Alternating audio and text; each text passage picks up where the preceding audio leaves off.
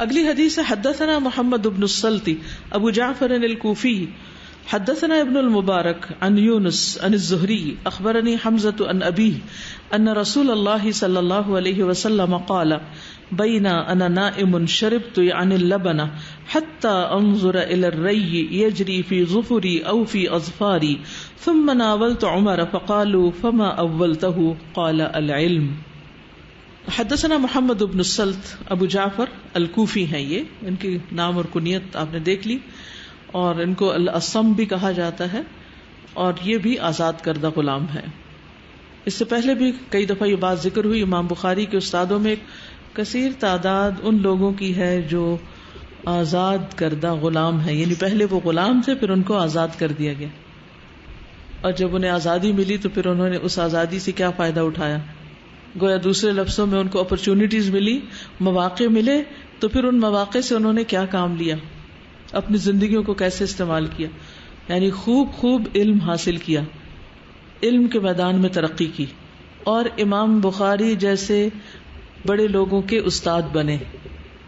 اب آپ دیکھیے کہ امام بخاری کی کتاب اب تک حدیث کی کتابوں میں سے سب سے زیادہ اوتھینٹک اور کتنی زیادہ پڑھی پڑھائی جاتی، لیکن امام بخاری یہ کتاب کمپائل کرنے کے قابل کیسے ہوئے؟ کن کی وجہ سے؟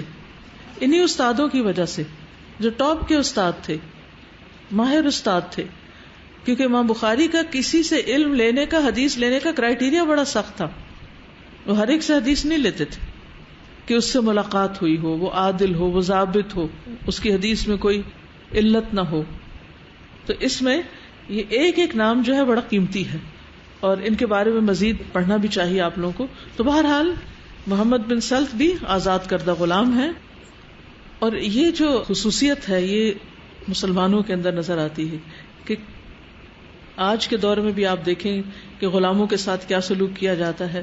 یہ کچھ سال پہلے، کچھ ڈیکیڈز پہلے چلے جائیں پیچھے ویسٹ میں بھی، کہ سلیوری کے معاملے میں رویہ کیا تھا اور سلیوز کے ساتھ کیا کیا گیا. شاید جانوروں کے ساتھ بھی بہتر سلوک کیا جاتا ہو جو سلیوز کے ساتھ سلوک ہوتا تھا.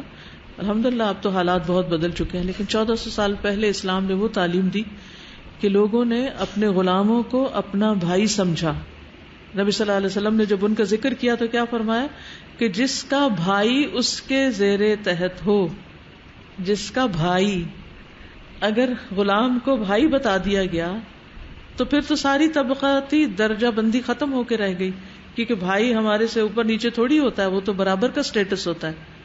یعنی غلام ہے وہ اپنی جگہ، لیکن سٹیٹس ایک دم بلند کیا. اور پھر بہت سے گناہوں کے کفارے میں غلام آزاد کرنے کا پابند کیا، اور اس کے علاوہ بھی غلام آزاد کرنے کا مختلف جگہوں پر ہمیں ملتا ہے کہ کتنا ثواب اور کتنا اجر ہے. کسی کو پتا ہے کہ کیا اجر ہے غلام آزاد کرنے کا؟ اپنے آپ کو جہنم کی آگ سے آزاد کرانا. اور اگر کوئی پارشلی آزاد کرتا ہے اس کے ہر اس کے بدلے آگ سے آزادی ہے. تو بہرحال امام بخاری نے ان سے حدیث روایت کی، اور یہ پہلے ایران میں رہتے تھے، اصفہان میں، اور پھر کوفہ چلے گئے. ابن حجر کہتے ہیں کہ ثقہ تھے. بخاری نے ان سے 5 احادیث لی ہیں. حدیث بہت زبردست ہے. زہری کہتے ہیں مجھے حمزہ نے خبر دی، انہوں نے اپنے والد عبداللہ بن عمر سے. یہ حمزہ کے والد جو ہیں یہ کون ہیں؟ یعنی حضرت عمر کے پوتے. ان رسول اللہ صلی اللہ علیہ وسلم قال، ان رسول اللہ صلی اللہ علیہ وسلم قال، کہ رسول اللہ صلی اللہ علیہ وسلم نے فرمایا، بینا انا نائم، اس دوران کہ میں سو رہا تھا، شربت، میں نے پیا، یعنی اللبن، دودھ، میں نے دودھ پیا. خواب میں آپ صلی اللہ علیہ وسلم دودھ پی رہے تھے. حتی انظر الی الری، یہاں تک کہ میں نے دیکھا تری کو، تر و تازگی کو، یجری فی ظفری، وہ چل رہی ہے میرے ناخنوں میں، ناخن میں، او فی اظفاری، یا میرے ناخنوں میں. ظفر اور اظفار واحد اور جمع، یعنی اس کا اثر میں نے اپنے ناخنوں تک میں دیکھا. ثم ناولت عمر، پھر میں نے وہ دودھ پی کر عمر کو دے دیا. فقالو، تو لوگوں نے پوچھا، فما اولتہ، تو آپ نے اس کی تعبیر کیا کی، اس کا مطلب کیا ہے؟ قال العلم، علم، کہ میں نے دودھ پی کر عمر کو دے دیا، گویا میں نے ان کو علم دیا. خواب اور ان کی تعبیر جو ہے یہ ایک علم ہے، اور اگر قرآن اور حدیث کا گہرائی سے مطالعہ کریں تو آپ کو بہت سی باتیں سمجھ آنے لگتی ہیں. اپنے خواب تو کم از کم خود آپ انٹرپریٹ کر سکتے ہیں.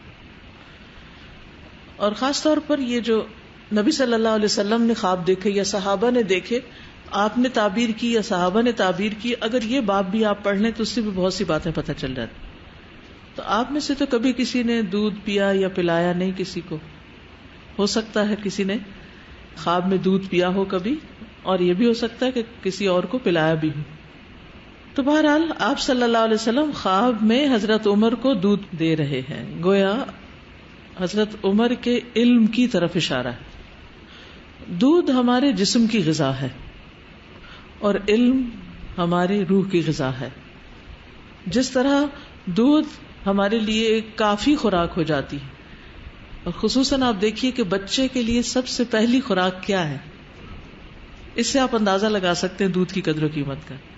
پھر اسی طرح نبی صلی اللہ علیہ وسلم جب معراج پہ تشریف لے گئے اور آپ کو دودھ اور دوسرا ڈرنک دیا گیا تو آپ نے دودھ پینا پسند کیا. تو جس طرح دودھ کے بہت سے فائدے ہیں، اسی طرح علم کے بھی اپنے فائدے ہیں. اور اگر دیکھا جائے حضرت عمر کی پرسنالٹی کو تو حقیقت میں وہ علم کے بہت حریص تھے، علم کا انہیں بہت شوق تھا.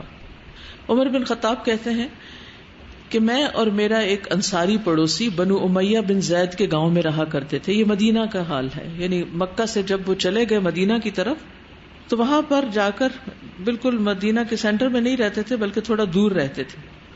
یعنی جن کے یہ بھائی بنے تھے ان کے ساتھ باہر کے علاقے میں رہتے، جو مدینہ کی مشرق کی طرف ذرا بلندی کے مقام پر تھا.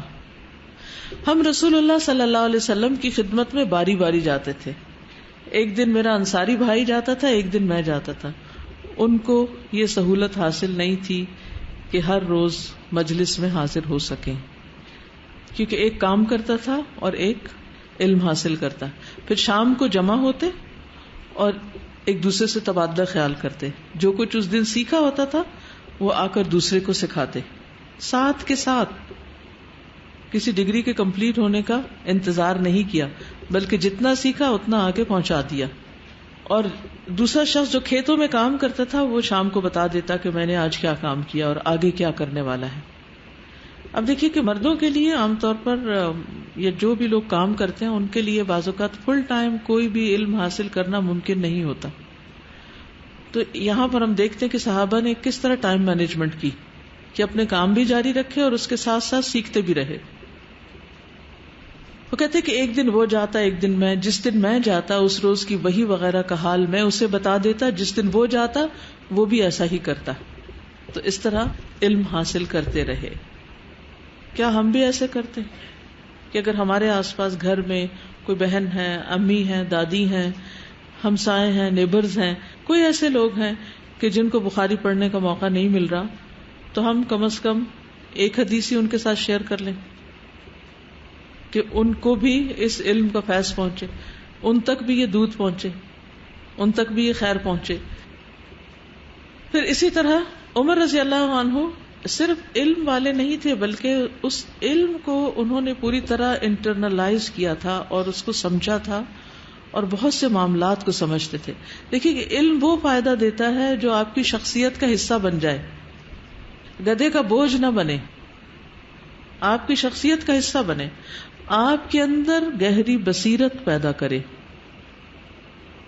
عمر رضی اللہ عنہ کہتے ہیں 3 باتوں میں میں نے اپنے رب سے موافقت کی. میں نے کہا تھا یا رسول اللہ اگر ہم مقام ابراہیم کو نماز پڑھنے کی جگہ بنا سکتے تو اچھا ہوتا.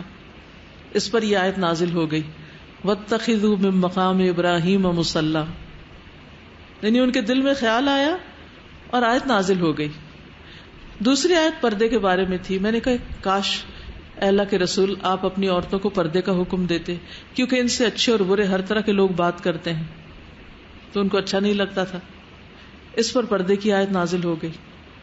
اور ایک مرتبہ نبی صلی اللہ علیہ وسلم کی بیویوں نے باہمی رشک و رقابت کی وجہ سے آپ کے خلاف کچھ اتفاق کیا تو میں نے ان سے کہا عسى ربه ان طلقكن ان يبدله ازواجا خيرا منكن، تو یہ آیت نازل ہو گئی. اسی طرح حضرت عائشہ سے روایت ہے کہ رسول اللہ صلی اللہ علیہ وسلم کی ازواج جب رات کے وقت قضاء حاجت کے لیے باہر نکلتی، مناسک کی طرف جاتی، تو وہ دور ایک کھلی بڑی جگہ ہے جہاں پر وہ رات کو جاتے تھے. گھروں کے اندر ٹوائلٹ نہیں ہوا کرتے تھے، اسی لیے جن شیطان بھی گھروں میں نہیں ہوتے تھے. عمر بن خطاب رسول اللہ صلی اللہ علیہ وسلم سے عرض کرتے تھے کہ آپ اپنی ازواج کو پردہ کرائیں.